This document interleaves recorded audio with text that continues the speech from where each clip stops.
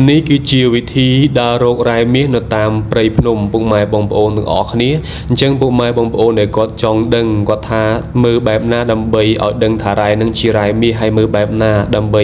ប្រកាសថារ៉ែនឹងវាមានមាសអញ្ចឹងណាអញ្ចឹងពុកម៉ែបងប្អូនដែលគាត់អត់ធ្លាប់ដឹងនិងអត់ធ្លាប់ឃើញអាចមើលវីដេអូនឹងដល់ចប់ចាំខ្ញុំរៀបរាប់ប្រាប់ពុកម៉ែបងប្អូនទាំងអស់គ្នានឹងហើយបន្ទាប់ពីយើងដើរតាមព្រៃប្រទះឃើញរណ្ដៅរ៉ែមាសដែលសេះសល់ពីគេគឺយើងត្រូវចូលទៅក្នុងរណ្ដៅហ្នឹងហើយយើងដើរមើលថាកន្លែងហ្នឹងតើវាមានរ៉ែមាសអត់ហើយដើម្បីឲ្យប្រកាសថារ៉ែហ្នឹងគឺជារ៉ែមាសគឺយើងត្រូវជីករ៉ែហ្នឹង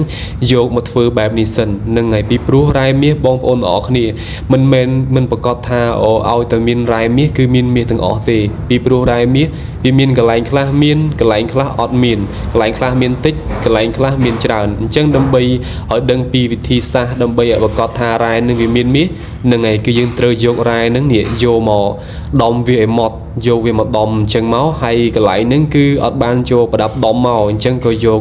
ដុំថ្មហ្នឹងហើយដើម្បីយកមកដំរ៉ែហ្នឹងយើងដំយ៉ាងម៉េចក៏បានដែរដំឲ្យតបែកឲ្យវាម៉ត់ទៅហ្នឹងហើយដើម្បីឲ្យដឹងថាសាច់រ៉ែហ្នឹងតើវាមានមាសអត់ពីព្រោះមាសគឺវានៅប្រកបជាមួយនឹងសាច់ថ្មនឹងពុកម៉ែបងប្អូនអរគ្នាតើតែយើងដំបែបហ្នឹងបើសិនជាយើងដំបែកហើយយើងយកទៅរែងហ្នឹងហើយវាមានមាសបើសិនជាយើងប្រកាសថាវាអាចយកទៅកិនចំណេញនឹងគឺយើងជីកច្រកបេប៉ុន្តែបើសិនជាយើងដំហើយយកទៅរែង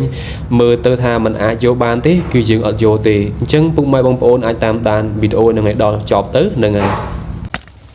នេះថងរ៉ែ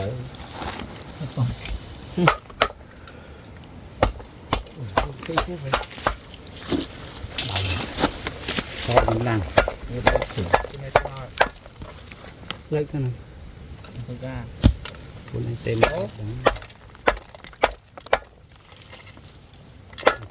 đó đi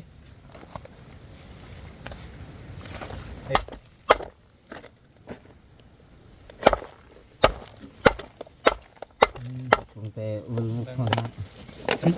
đó này đây trên miệng bên này đi trên miệng họ bên này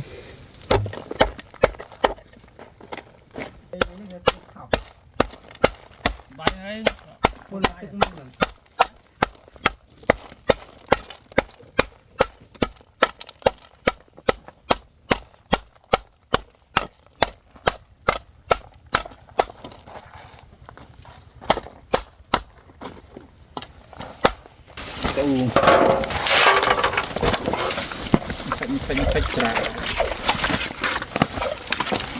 mấy kênh bọc này đi tim ra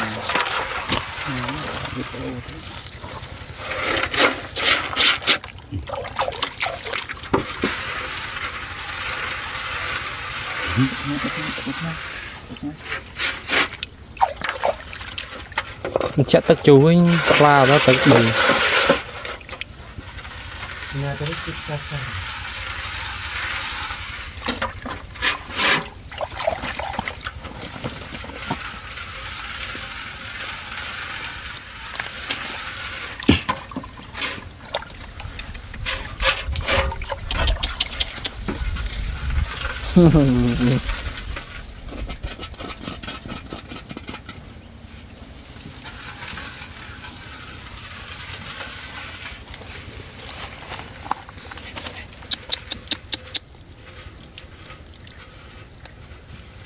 ọt nhìn ra tí nghi thế sai nữa miền đây bóng ổn ơi ta miền tịch bị tịch bị dừng dò cao đây ở đuôi luôn anh phi cao mà phi rồi